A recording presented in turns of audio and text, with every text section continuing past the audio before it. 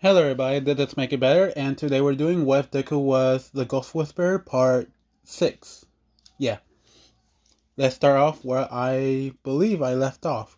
So when Izuku finally went back home and talked with Zumi about his day over at school, she's just very interested to hear about his friends that he made and the girl he was talking to this whole time, which surprised Zumi a little bit until she learned that this girl wasn't a ghost that Zuko first thought. It was actually a girl that was invisible. So Zumi asked a few questions that was very important. The very specific ones. Move on to the next week. And throughout the whole week, it was basically small conversations going on until they become actual friends.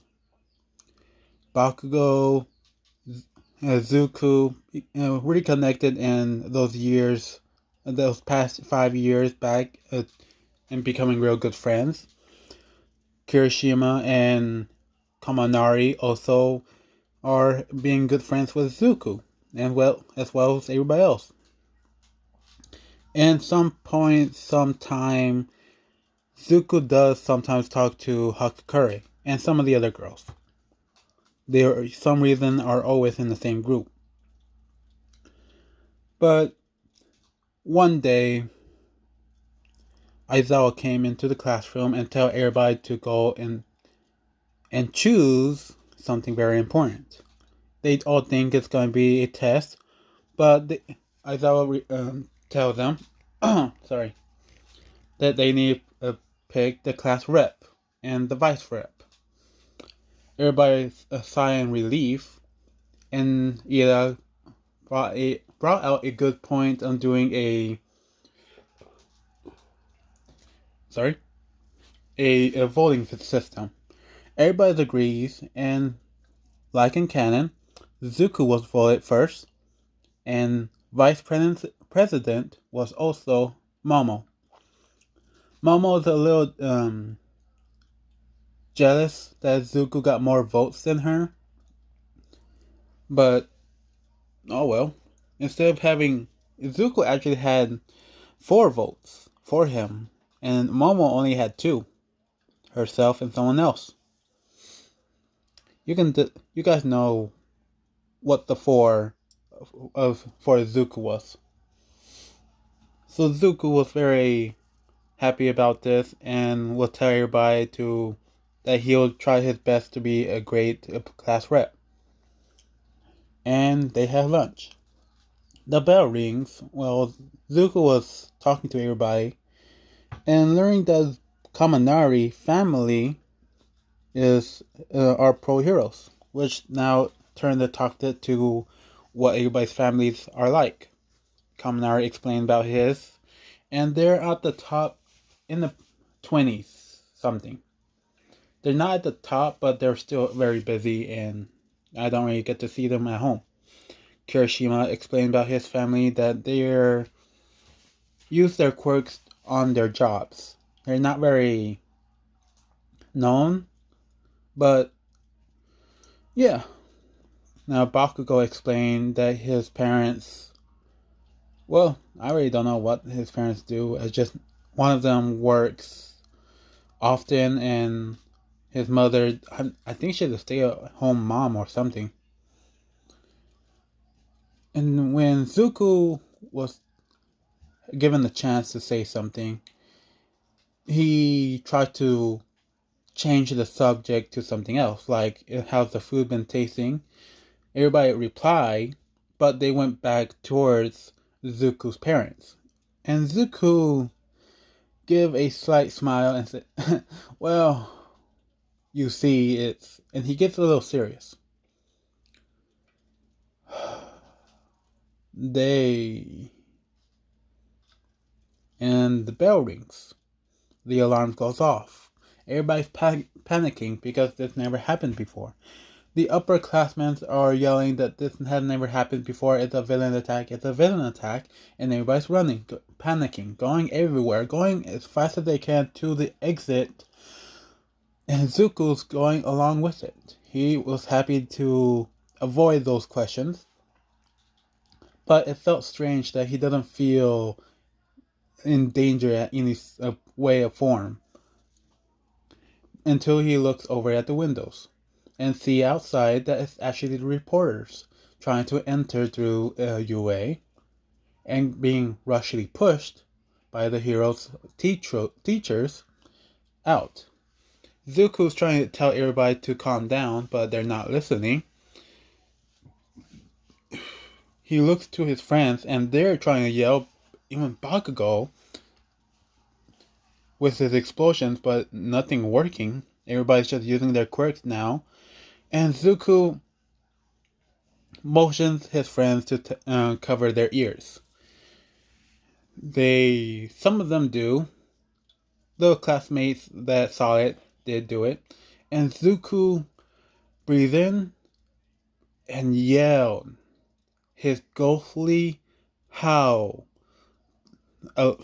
throughout the whole room to a point where it cracked one of the windows. And remember, these windows are meant to be bulletproof since it's a very high-end school, college, or whatever. It's school, yeah, school. So it cracked, which shocked everybody. And hearing the howl going louder and louder, going to everybody's, hearing everything, giving everybody a chill down their spine, and which promptly shut them up. And Zuko, after he finished that, gave a moment of silence. Sorry, I just need to stop at some point. But what was I? Yeah, it was really into very weird point. And Zuko, he is telling everybody to look over at the window, the cracked window, as they do, learning, well, some of the third years there sheeply say that that is a bulletproof window, and that kid is able to crack it. Yeah, great. Another reason of such a great power. But they look past it and see that the reporters are getting pushed out of the school by the pro heroes, or that's already there. So now they're calmed down and moving on to the next scene where Zuko is up front of the classroom and was telling everybody to have a seat before Aizawa comes in, but they are giving him a praise and how well he's done calming down the whole student body that was there to recognize what's really going on. Zuko thanks everybody for their praise, but please sit down and let's focus on school. Now, when Aizawa finally comes in, he tells everybody that they're going to go to the USJ. Moving on to the next scene. Sorry, that's going fast. I don't really have any more details to add to it. Everybody's getting on the bus. Zuko's telling them to just go in any seat they want to do. It's going to be a short ride, so please enjoy yourself.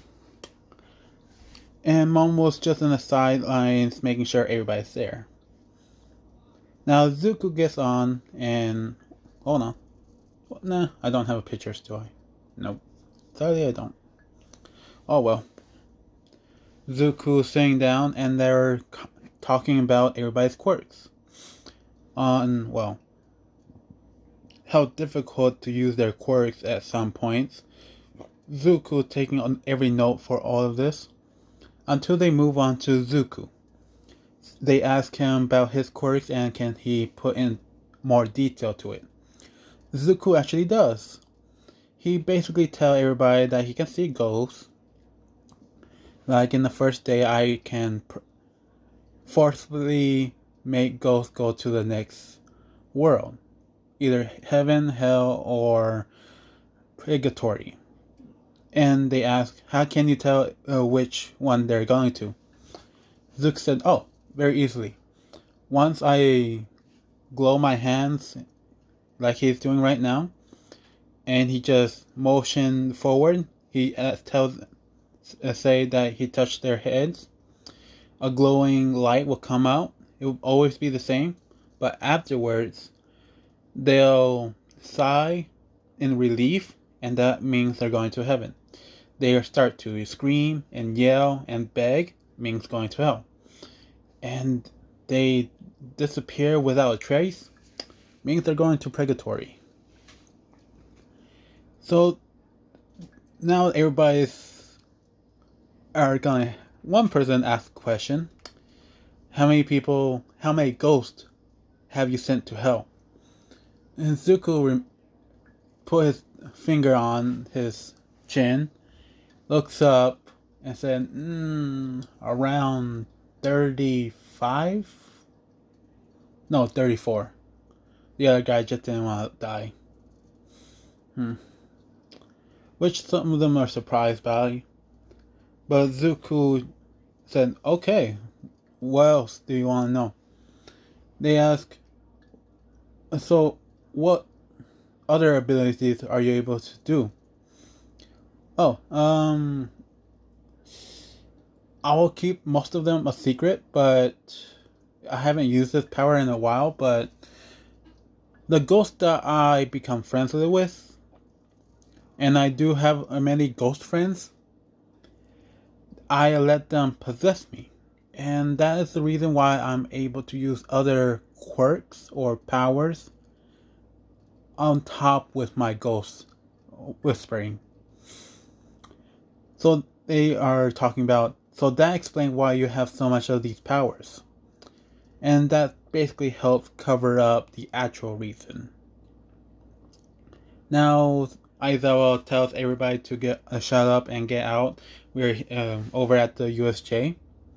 And now Araka gets to see 13, her favorite hero. She is very excited, and Zuko is just noticing that the area feels colder. And he tells run this by to Aizawa, and Aizawa just shrug it off and said this could be the weather. It's a little cloudy today. Zuko is still on edge about all this, and he gets his hands starting to glow green.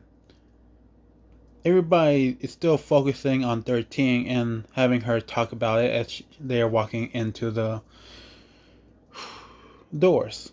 As it finally shuts right behind them, 13 was talking about how quirks are not created equally. She explained, yes, it's a she. I had to check. It is a she. 13 is a girl. It's funny, I have to say that. But Kirishima is pointing out that it's so cool that they're going to fight fake villains as well. As he points over to the middle. Aizawa said, what? Looked over, get ready, and told everybody to stay back. Those are real villains, and we're being under attack. By this point, when Aizawa finally gets down to the bottom and start fighting against them, 13 was promptly attacked by Shiraki. No. Tomino. The portal guy. And she threw her back out. Now the portal guy, Tomura? No, that's the actual name. Shiraki. Fuck, I actually forgot. Dang it, I don't want to check. I'll just say his quirk. The portal guy portal out everybody that's in the area and forcing them to go everywhere. Zuko is, instead of... No, I'm going to have him stay there. He's falling down from the sky, looking everywhere, and finally looking down, seeing that he's going down to a pond of sorts. It's small. It's a pond. It's a lake when you can't see either side. It's a river if you can see only one part. Down. Sorry, little rant. But Zuko finally went down into the well, he actually stopped himself before he's touching the water, and he's just floating there. It seems like he was touching the water and acting like God for a moment. But some of the villains come out jumping out of the water and try to attack Zuko, but Zuko, with some practice with intangibility, was able to phase right past him, having the two villains that were jumping at the same time and hit each other. They both went back down into the water until Suyu was popped out right next to him and pointed towards the boat. Zuko prompted, grabbed Suyu's hand, have her wrapped. He picked her up basically like a bridal style, and proceeded to fly over there. Set her down, and she also picked up Manila earlier. Now Manila is yelling and screaming that he's scared and these are actual villains complaining about everything. Zuko proceeded to smack him and tell him to calm the fuck down. Which he did. Which Suyu nods and saying thank you. She wanted to do that, but oh well. But she asked how we're going to get out of here. Zuko just said, how about you just get on my back and I'll have you go fly you over to the other side. Manila said, finally, an actual good plan. But Suyu said, but we're kinda heavy. Would that hinder your quirk? Zuko said, no, it's fine. You guys are not that heavy. As he lifted up, well, he wrapped his arms around Manila's waist because he's not touching anywhere else.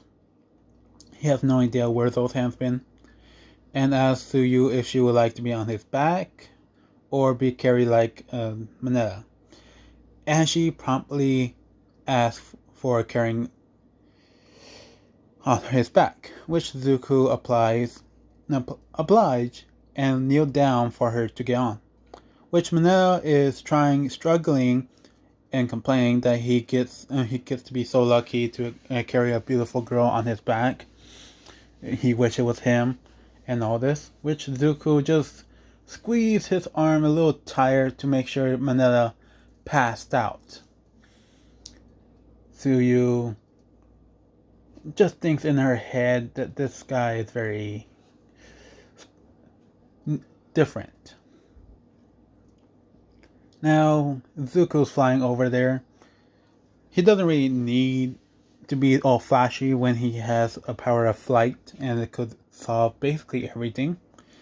And when he gets there, he actually goes all the way over to Aizawa, where he's getting properly beaten down by the Nomu. Zuko saw this, moved out of the way first, because that was the beginning of the attack. That's when Zuko thought it was a safe spot. But Aizawa was getting beaten down, and Zuko had to place them over at the spot where 13 is, and ask them to protect her as well as each other. He'll go down and save Aizawa. And Zuko flew down, basically free falling, down into the ground, coming back up, sucker punching, uppercut towards the Nomu, which promptly pushed the Nomu back a few feet, which Zuko has this time to turn back around to Aizawa, picked him up, and tried to move him as fast as he can. But the Nomu was given an order by Shigaraki, that's his name, to attack that kid or kill him, and the Nomu proceeded to do so. He threw a bunch of punches to Zuko, but Zuko, looking back, takes the hits, and they hurt. But Zuko is holding it down. He's taking the brunt of the punches to make sure that Aizawa is okay. Which Aizawa has his eyes closed, but tells Zuko that this thing has more than one quirk. Be careful. I'll get back in the fight. Just give me some second time.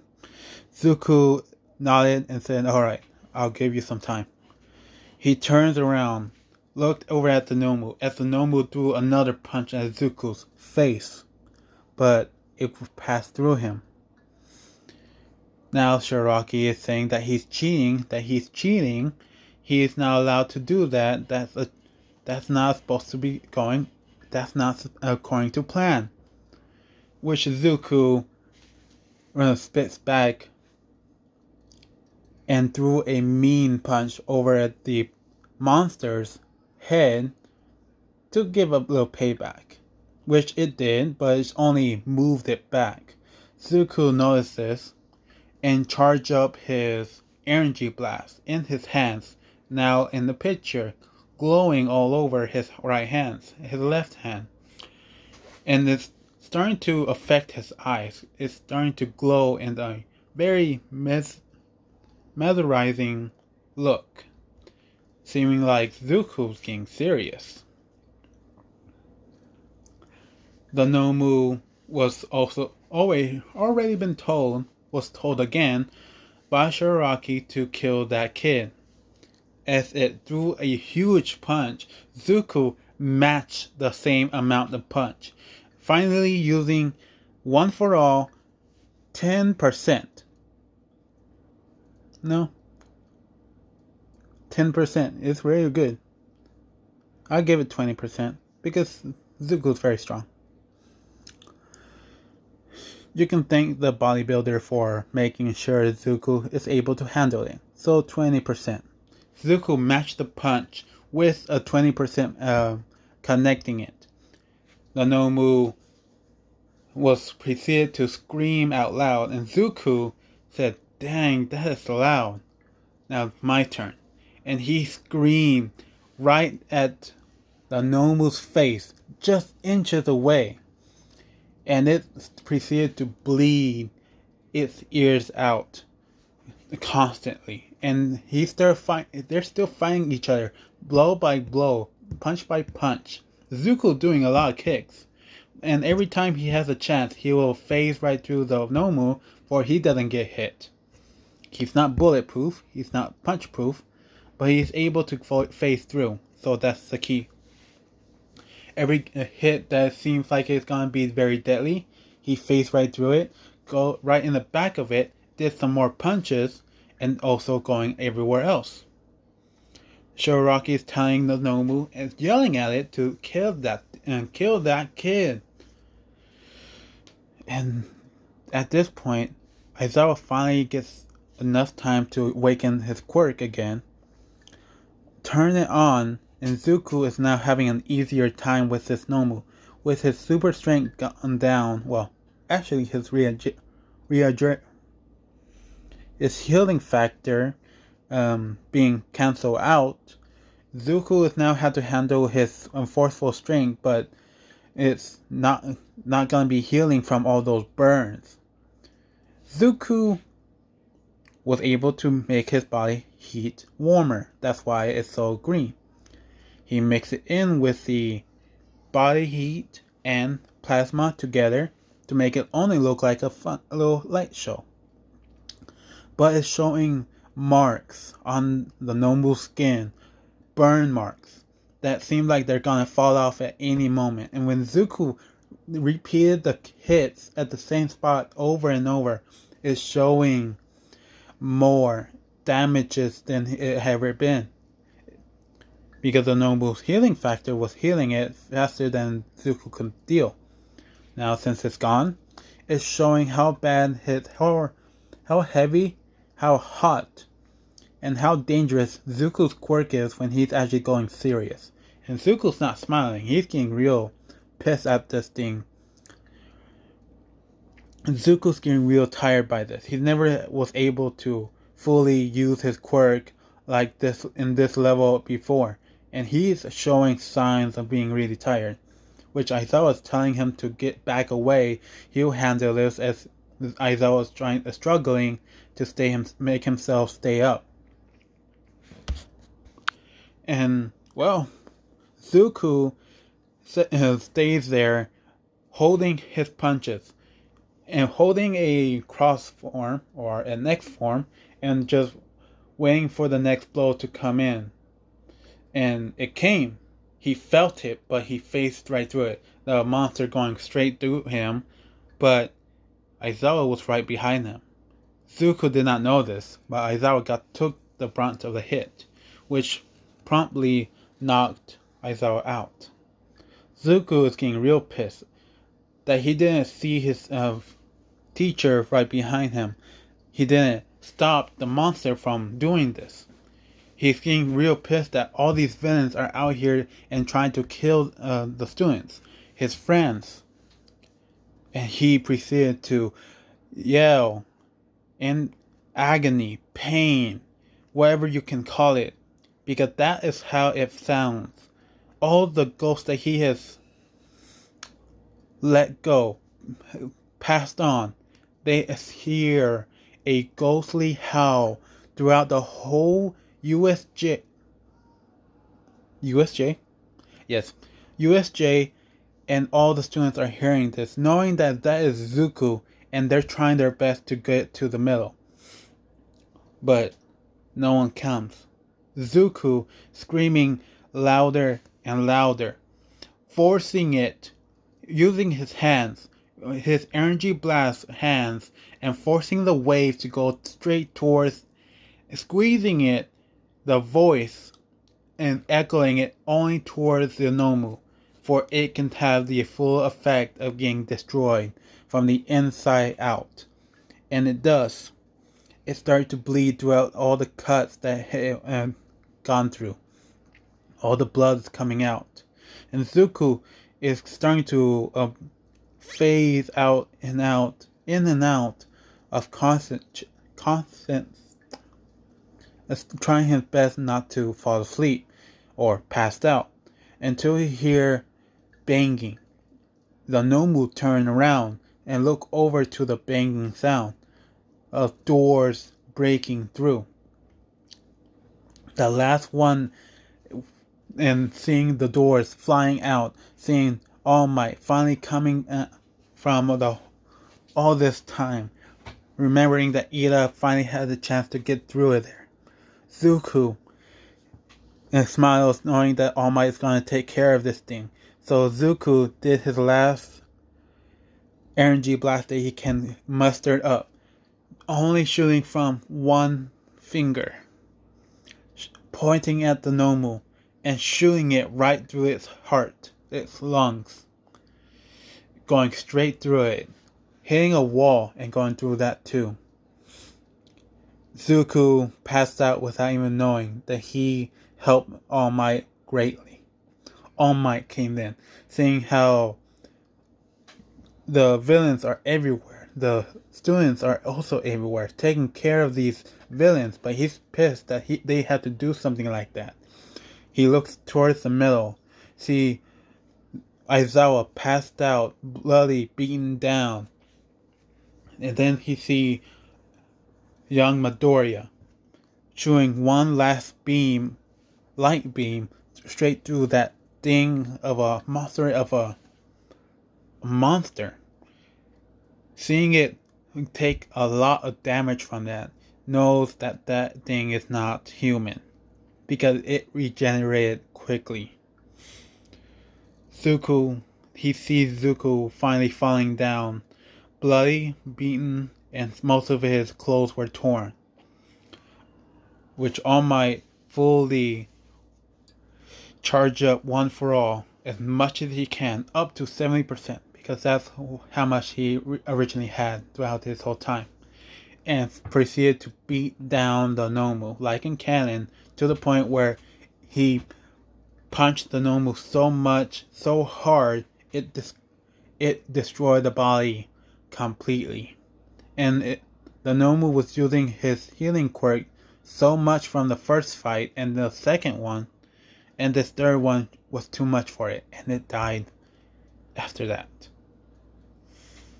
Afterwards,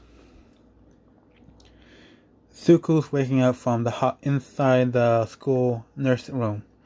Recovery girl comes out and asks Zuko if he feels any pain anywhere on his arms or legs. Zuko replies no and asks where he's at.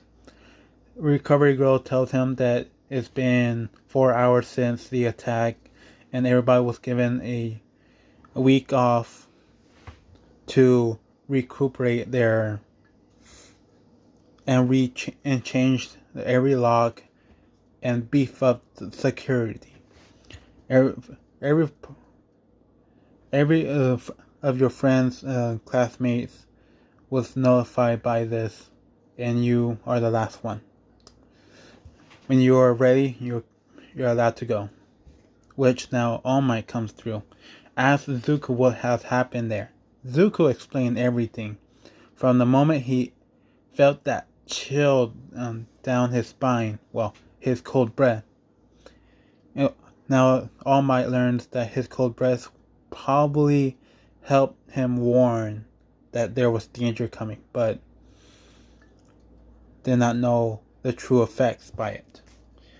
So All Might takes this in, tells young Midoriya that he's not going to train him for this week. He needs to focus on the school and why these villains came after him in this area, which made All Might leave. Zuko finally had a chance to get up, leave, saying thank you to Recovery Girl, and went back home. And when he gets there, he sees Zumi staying up very late, since he got there quite late. And she's just sitting there with a plate of food ready for him to eat. He closed the door, put his shoes away, put on his flip-flops, went to the dinner table, ate the food right in front of Zumi, as she's sleeping right there.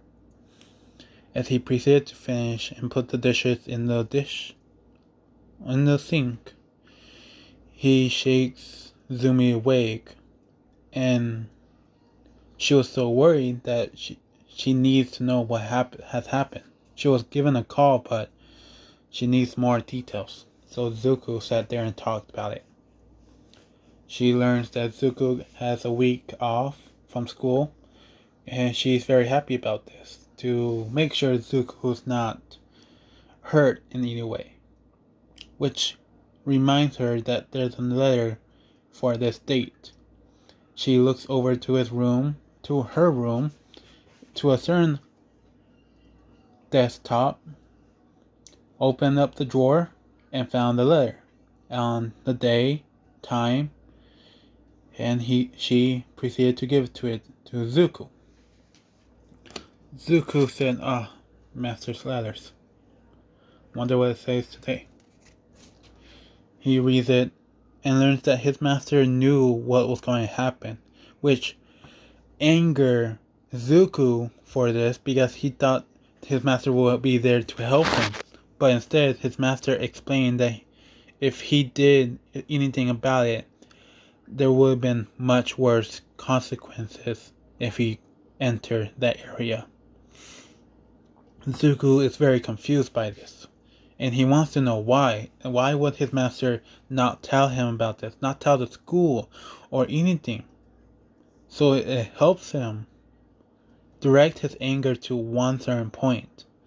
But when he finally finished reading the letter, it tells him to go outside and look around. So Zuko did. He put the letter away, which gave the chance when he leaves his room, Zumi enough time to go in and read the letter as well. She's saddened that he knew about this, but said nothing. But she remembers the conversation she had with him the last day he left. Zuko outside proceeded to look around, see how peaceful it really is. And he learns that he takes his life way too seriously. Well, the opposite. He took it for granted that any time from here and forward, he could really lose his life from anything. And his ghost friends came by and asked Zuko how it was his day, which Zuko tells them what has happened, and they replied in the best way they can as ghosts. But Zuko smiles until one of them said, "Now, do you have time to train?" And Zuko thinks about it, goes back inside into his bed, and fell asleep.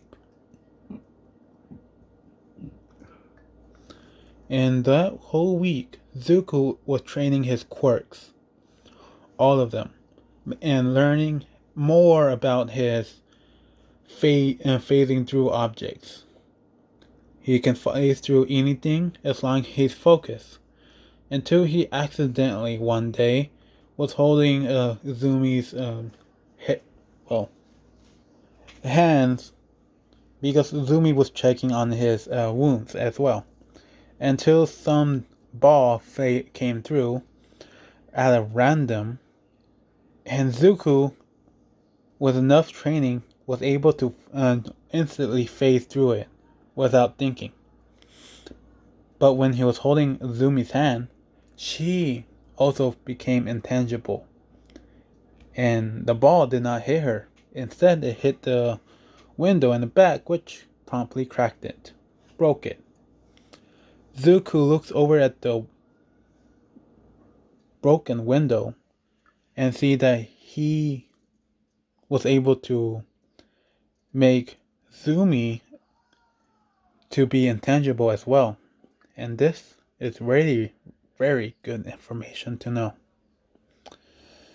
Going back after the whole week has passed, he's talked to his friends and asked them how they've been doing. They are worried about Zuko since he took the most damage beside Aizawa. And when Aizawa came up, they are asking who's going to be the next teacher because Aizawa was too badly damaged. To their surprise, Aizawa came out into the room in bandages all from head to toe. His hands are still hanging on his side, and telling everybody that in the next week there will be something else going on. They're all tensed up to waiting for hearing what's going to be next. And Aizawa explained the sports festival. They sigh in relief, but some of them comment back asking if that's too risky. What if there's going to be another villain attack? And Aizawa explained that its president is Principal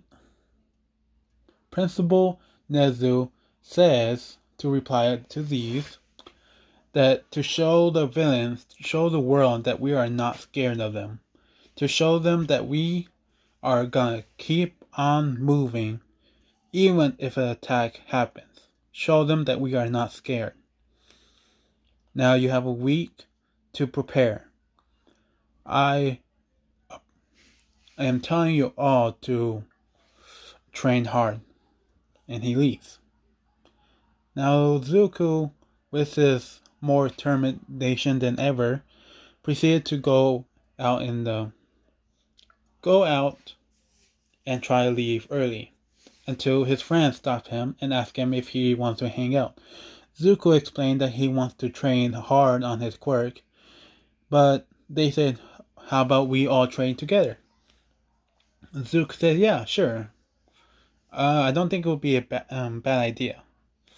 Which house are we gonna go to?" They point to they look at Kaminari first, and Kaminari said, "Sorry, I live in an apartment building." So Kirishima says the same thing. Bagu says, "Well, my parents are very loud." Zuko sighed and said, "You want to come over to my home?" Which they all said, yeah. Very happily, because they want to know what Zuko's home life is. They still have that question behind their head, and they'll just meet his parents when they get there. They're going a long, far walk until they see Zuko turn a corner, and then another, and they are commenting about that this is the same direction that's going to the cemetery nearby. And Kirishima said, "Yeah, I isn't that cemetery like known for being so haunted and told by the public not to enter?" Which Zuko kind of smiles by this, but kept walking forward. And Bakugo said, Zuko, where are we going?" And Zuko replies with, "Well, to my home. I never said where I lived, didn't I?" And when he was in front of his gate, and everybody looks at Zuko, said no, they look up and see the gate, which was told by everybody never to enter or be forever haunted. They have that echoed in their heads until Zuko snapped his fingers. "Hey, are you still there?" They shook awake and looked at him and said, You live here?" Zuko said, "Yeah, like I told you, I can see ghosts. It's not that scary. Come on, I'll I'll introduce you guys to them." And he kind of chuckles and walks right in. They open the door, well, the gate, and it creaks every single push they do, and it's scaring them just a little bit more than they should be scared of. Zuko is just enjoying the show right now. Since it was so serious this whole week, it's nice to scare some people in all good fun. And Zuko takes them to a tour of everybody that is, well, he tells everybody that some of them have passed on to the next life, but most of them are still here. And I'll introduce to you guys. He goes to one grave and says, "This is Bob. He lives, he died, and now he's here. And he has really good jokes, especially from the Great Depressions." Fascinating. As he move on to the next one, about war. The other guy, about a science breakthrough, and then he got affected by a certain disease that we now know are fully cured. Then another and another, saying this was a mathematician. And they ask, "How do you know?" Wait, and Kaminari said, "Wait, he's a mathematician? How did he die?" And Zuko looks at the ghost, and the ghost is asking him, "You better not say it. I swear to all hell and mighty, you better not say it." And Zuko promptly say, "Oh, he choked up on water and died." And he's trying his best not to laugh, but the ghost is pushing a bunch of leaves everywhere, trying to hit Zuko, but Zuko is not getting hit by any of it. He's trying his best not to laugh. And his friends choke up and start laughing. But they move on after that little session. And they move further and further until one of them asks, "So, do your parents live around here?" And Zuko happily said, "No, they don't. Good riddance, too." And he moves on, not saying anything. Until Bakugo said, "But, Zuko, isn't that a little mean to say about your parents?" Remember, he doesn't know what actually happened. He just knows what school life was. Zuko looks over to Bakugo and then his friends and asks them if they would like to come in the house, our home. They said yes. It's getting a little creepy out here. And they look back see nothing but feels chills down their spine, which Zuko just looks up and see all the ghosts that he introduced them right there behind them, looking and staring, especially the mathematician. Oh. Now, Zuko kind of smirks and said, "Alright, come on." They do. They look around in their house and see it's very cozy, which gave Zumi enough time. She was called ahead and was told to, well, basically not embarrass him.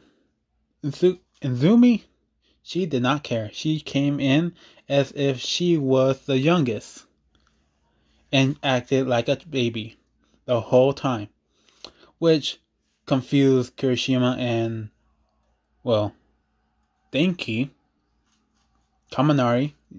It's hard to remember those two names separately.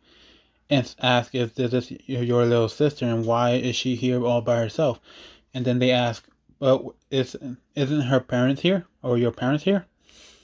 Which Zumi stopped acting at that point. Look at Zuko and ask, didn't you tell them? Zuko said, I didn't want to say it in school. Which Zumi understand this, promptly bring out a very old book, set it down on the table, and said, come around. Let's show you how our life has been. It'll be fun. And they felt a chill by this. They sit down around the table. Zuko sit right next to Zumi. And Zumi was trying to open it, but she couldn't. She remembers all the pain that they went through. But Zuko opened the first page and told the story of his life. From when he was when he was 5, until he was 10. And when they hear all of this, they're trying their best not to tear up because it's a very sad story. From the first to the end, and Zuko and Bakugo is trying to yell at Zuko for why didn't he tell anybody? Why didn't you say something to me? I could have told my parents. I could have, but Zuko stopped him, smiles, and said, until the day my master came in, I was very happy that I had friends like you, Bakugo, and my big sister. And they learned that Zuko's master trained him on his quirk. Zuko does not know about his quirk at all or his power. So he said that same thing. And one day he chose to leave. I think it's for work, but I'm not sure. He did say he'll come back, but I don't know when. They take this all in, and Zuko, after a few minutes has gone by, Zuko clapped his hands and said, okay, enough with these mushy stuff. Let's go and train. I have worked up a few ideas I want to try. If you guys would like to try it. And they do. They're gonna be in the back training. Bakugo with his explosions, Kaminari with his lightning, and Kirishima is taking all the force of this. Zuko's watching all this, making sure that they don't damage his yard too much. Until Zuko thinks about his quirks, all of it, the powers, and was trying to think of a way where he can show them the ghost. So he thinks about it and he looks over to one of the ghosts, asks them to come here. They do.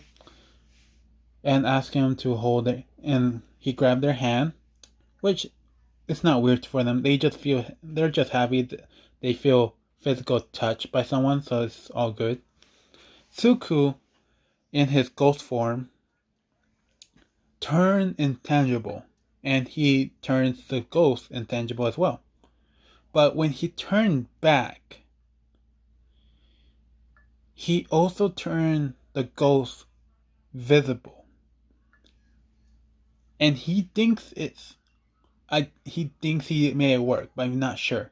So he looks over to Zumi and asks her, "Do you see him?"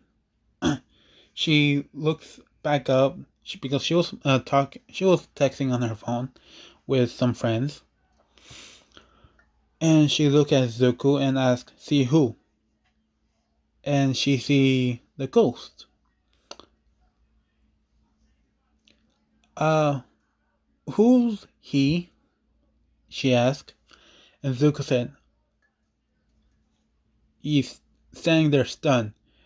He he somehow figured out how to show people what these ghosts look like. But when he let go, he disappeared." Zumi is saying, "Where he go? Where he go?" Zuko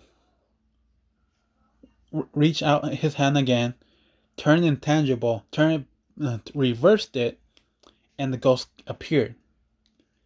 And he introduced himself as Bob, the one of the first that I possessed him, which Zumi is very happy about. And now Zuko is gonna train with this, and hopefully he'll be able to turn them all visible at all times, which sadly he can't do. He's not that strong. But he scared his friends when he has the chance. One of the ghosts has their head completely severed off, and Zuko proceeded to put their head on a platter. Bring it out as if nothing happens. Make sure the ghost head is there. He touched the plate, make it visible again. Asked his friends if they would like to have some sandwiches. They proceeded to say yes, and waited for it to be opened. When Zuko finally opened, they see a head. They all scream, and then be more scared that it disappeared right in front of them. When they ask, "What is that on there?" Zuko looks at it and said, "Oh, those are olives. What, you don't like them?"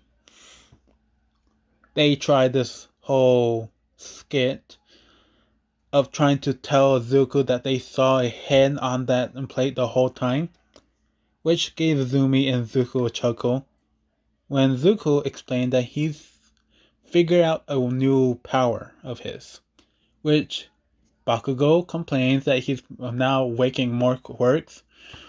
What are you? A generator or a factory? Because at this point, can you just say all your quirks and let us be with that? Zuko remembering all the time a long time ago with his family, parents, on how bad their life was, training with his master, and remembering a point where his master tells him that his friends will be great companions someday. Zuko never knew what that meant until he actually made friends, actually made good bonds with these guys. And it's only been 2 to 3 weeks. And it's already this great. Oh, that hurt. I'm twisting my fingers, not even pulling them, twisting. That even hurts more. Oh well. Now Zuko's explaining about his quirk, his power, and he proceeded to actually introduce each of his ghost friends to his friends, and learning that the mathematician is a very bulky guy, which they remember how he died, and started to chuckle even more that he died from something so stupid. And then Zuko see Kaminari drinking some water and choking on it, which Zuko promptly said, "Hey, don't copy him. I don't want to see one of my friends die." Which gave a very serious note, a somewhat chill moment. they're going back to school, and I'm going to be ending it at this point. Basically, because it looked like it's a whole hour, and I think you guys enjoyed this. I think it will be enough for tomorrow if I don't feel lazy enough where I want to do another. But have a nice day. I hope you enjoy it. Goodbye.